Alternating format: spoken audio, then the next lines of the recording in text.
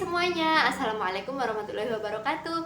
Di kesempatan kali ini aku akan sharing makanan-makanan yang aku hindari selama promil kemarin hingga akhirnya berhasil hamil. Nah, seperti apa videonya? Stay tune terus ya.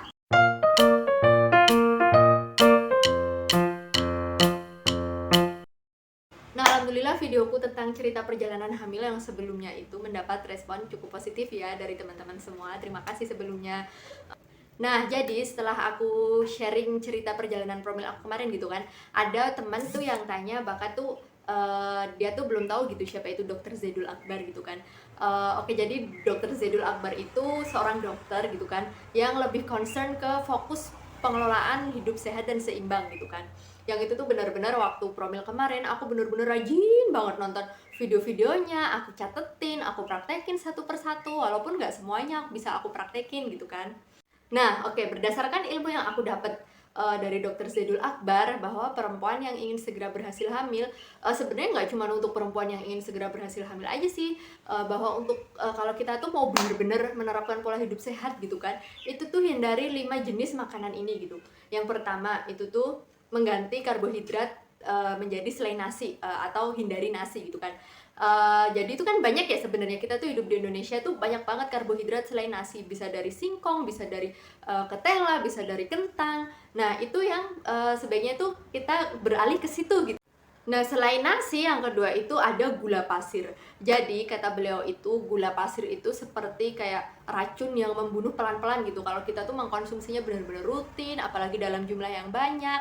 Jadi, alangkah sebaiknya itu, kalau gula pasir itu benar-benar kita tinggalkan gitu. Walaupun nggak bisa langsung jelek gitu, tuh langsung pelan-pelan kita tinggalkan. Dari yang sebulan tuh konsumsi banyak banget, akhirnya menurun. Nah, kemudian setelah gula pasir itu ada tepung-tepungan. Jadi tuh yang tepung itu dan turunannya ya, gorengan itu kan dari tepung. Terus cilok itu juga dari tepung. Intinya semua makanan yang berasal dari tepung-tepung yang banyak beredar di sekitar kita gitu. Itu tuh sebaiknya dihindari dulu kalau waktu sedang fokus promil. Nah, mie instan itu sendiri tuh juga termasuk turunan dari tepung ya. Karenanya aku tuh dulu juga bener-bener stop mie instan gitu selama kurang lebih 5 sampai 6 bulan itu. Seingat aku tuh baru konsumsi mie instan itu bener-bener kepepet. Akhirnya tuh aku harus makan mie instan gitu kan karena lagi hujan, gak ada lauk. Tapi ternyata itu tuh aku udah kondisi hamil gitu. Nggak lama setelah itu, beberapa hari setelah itu aku tes pack tuh positif.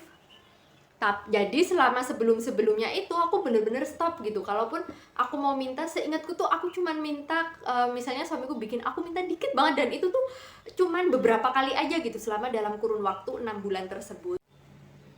Nah, terus yang keempat itu adalah minyak goreng sawit gitu. Jadi kalau yang disarankan Dokter Zaidul Akbar itu sebaiknya kita itu memasak segala sesuatunya itu dengan direbus atau dikukus gitu, yang nggak perlu minyak goreng gitu. Atau kalaupun perlu minyak goreng, kita bisa mengalihkannya dengan minyak kelapa gitu yang benar-benar sehat. Intinya ada penjelasan ilmiahnya ya teman-teman, yang lebih panjang gitu kenapa kita harus menghindari minyak goreng dulu gitu, atau segala makanan yang digoreng. Terus yang terakhir, yang kelima itu adalah produk dairy. Produk dairy itu misalnya seperti susu kemasan, terus keju, terus intinya yang berbau susu dan turunannya itulah teman-teman.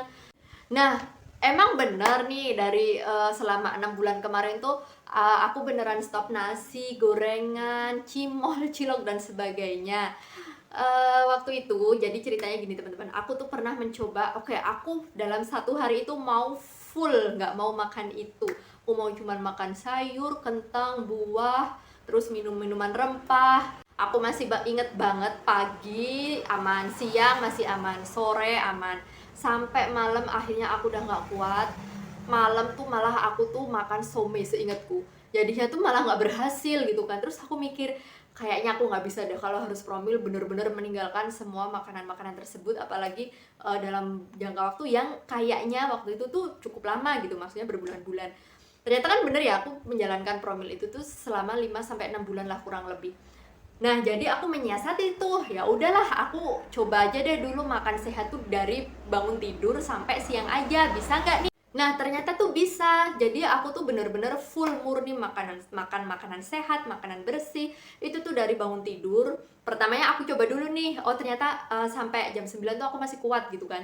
Terus jam 9 tuh aku mulai makan nasi. Tapi terus besoknya itu kayak ningkat-ningkat gitu loh akhirnya tuh paling mentok tuh aku bisa kuat sampai zuhur. Jadi dari bangun tidur sampai zuhur itu aku cuman makan buah, makan sayur yang direbus, terus kalaupun mau ada karbo ya karbonya kentang, singkong rebus, terus minuman rempahnya. Aku udah share ya videonya rempah-rempah yang sering aku minum sewaktu promil. Nah jadi itu sefleksibelnya aku dulu teman-teman. Kalau aku tuh cuman bisa sampai jam 10, ya jam 10 itu aku tuh bakalan makan nasi, lauk, sayur lengkap gitu. Bahkan juga kadang teh manis. Nah intinya tuh dari jeda bangun tidur sampai sekitar mau zuhur itu aku bener-bener makan bersih. Setelahnya aku makan biasa lagi, kadang juga jajan somai, kadang jajan cilok. Cuman aku memang bener-bener stop mie instan. Itu yang bener-bener kayak aku tuh udah no. Nah segitu dulu ya teman-teman sharingku kali ini tentang makanan yang aku hindari selama promil kemarin. Alhamdulillah penantian 2,5 tahun dengan beberapa keluhan yaitu PCOS, rahim retro, dan dinding rahim kurang tebal berhasil hamil. Aku percaya teman-teman yang nonton video ini pasti juga bisa gitu berhasil hamil, atau mungkin yang sengaja menonton video ini karena ilmunya mau di-share ke temennya, ke keluarganya, ke saudaranya, pasti juga bisa berhasil. Semoga semuanya dimudahkan dalam menyambut kehamilan. Terima kasih sudah menyimak video ini sampai selesai, dan sampai jumpa di video selanjutnya. Wassalamualaikum warahmatullahi wabarakatuh. Dadah! Berikan apresiasi untuk video ini dengan menekan like dan subscribe ya.